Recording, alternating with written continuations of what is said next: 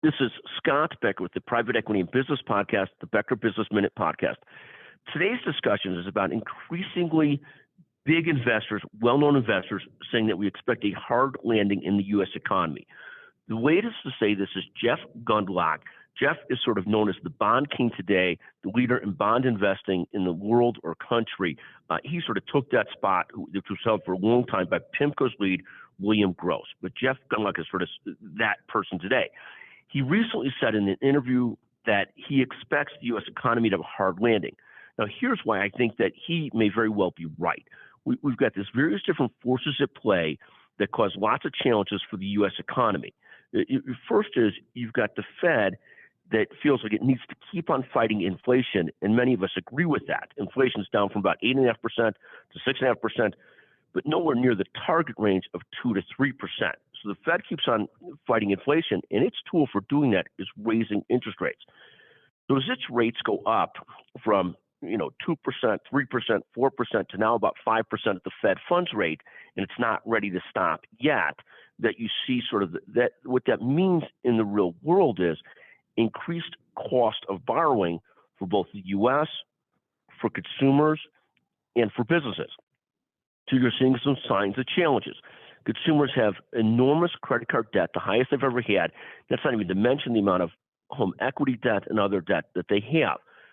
That credit card debt, which is near $1 trillion, now costs them about 20% in interest, or $200 billion a year in interest payments alone on the credit card debt that U.S. consumers are holding.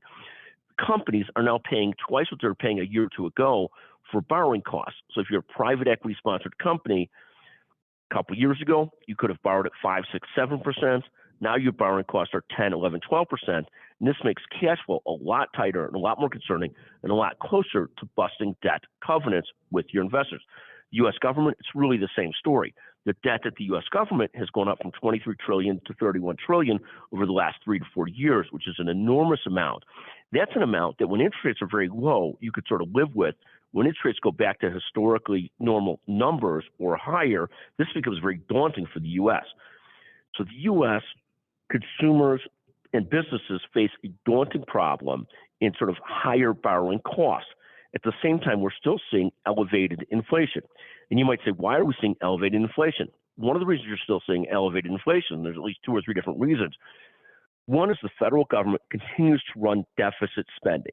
So if the federal government is, if the U.S. itself is about 28 trillion a year in gross domestic product, GNP, whatever it might be, about 28 trillion a year. The government's doing excess spending of $1 trillion to $2 trillion a year. This naturally inflates the size of the U.S. economy and doesn't allow us to, or makes it harder to get inflation under control. It's sort of, you've got deficit spending that's leading to more inflation while the Fed is trying to fight inflation.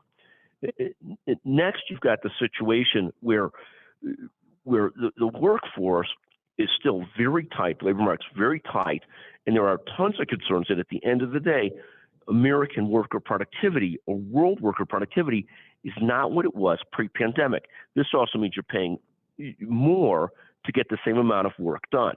So between deficit spending, worker productivity, you're probably in a spot where you've got increased inflationary pressures from those things while the Fed's trying to fight them. At some point, the Fed's going to have to take their foot off the gas of raising rates because the economy is just going to cry mercy, that we just can't handle that excess borrowing cost. But really, it would be a lot easier to do that if the United States would also sort of stop the deficit spending, because the combination of the deficit spending leads to inflation, the increased borrowing costs that come from the Fed raising rates is a daunting combination. When Jeff Gundlach, the bond king, says that we're in for a hard landing, I don't think he's wrong. I think it's hard for me to see differently in the long run. It might take some time, but it's like many predictions. At some point, they'll be right. I think he's probably correct, because at some point, the U.S. will have to stop the deficit spending if they can. And if they can't, then the borrowing costs are going to keep on going up because the Fed's going to have to keep on raising rates to fight the inflation. In any event, thank you for listening to the Becker Private Equity and Business Podcast, the Becker Business Minute Podcast. Thank you very much for joining us today.